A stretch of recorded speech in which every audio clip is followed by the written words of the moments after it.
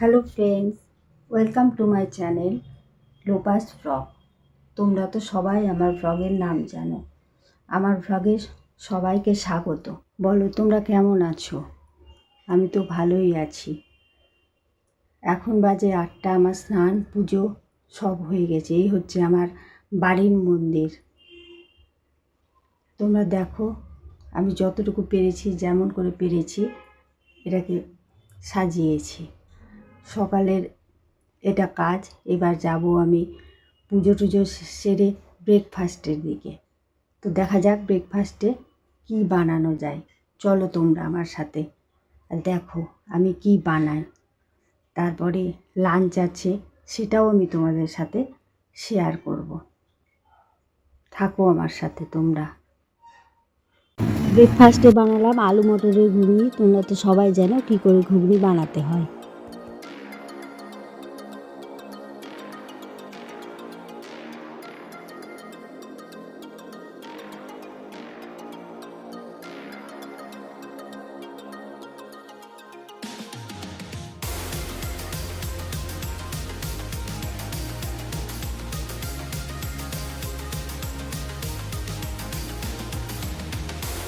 এবার চলো লাঞ্চে আমরা বানাই চিকেন কারি। তো প্রথমে তেলটাকে গরম করে নিয়ে তার মধ্যে আলু দিয়ে আলুটাকে ব্রাউন করে ভেজে নিলাম। তারপরে এই তেলেই আলুটা উঠিয়ে নিয়ে গরম মশলার 5 ফোড়ন দিলাম।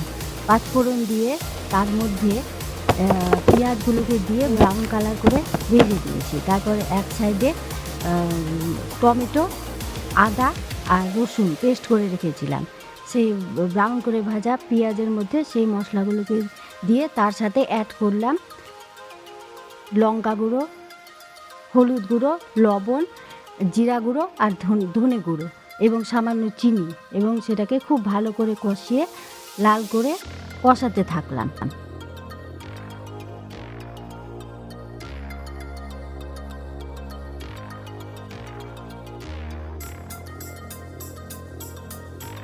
ভালোভাবে কষালাম। কাঁচা গন্ধ যখন চলে গেল, সেই মশলার মধ্যে মাংসগুলোকে ছেড়ে দিলাম। দিয়ে মাংস দিয়ে খুব ভালোভাবে আবার সেগুলোকে কষালাম।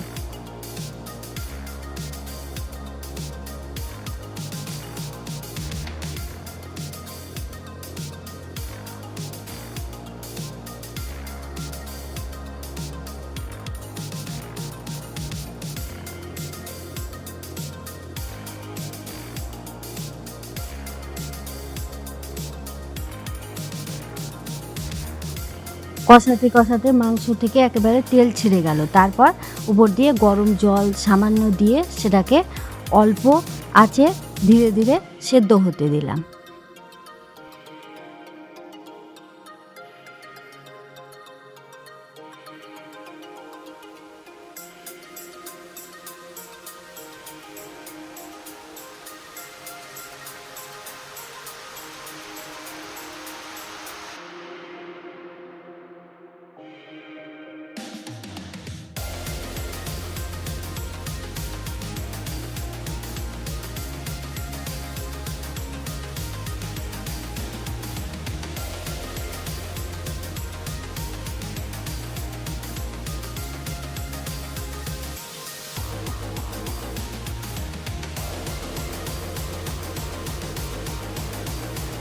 তারপর মাঝখানে 2-1 বার নেড়ে দেখলাম, উল্টে পাল্টে মাংসগুলোকে সেদ্ধ করে নিলাম।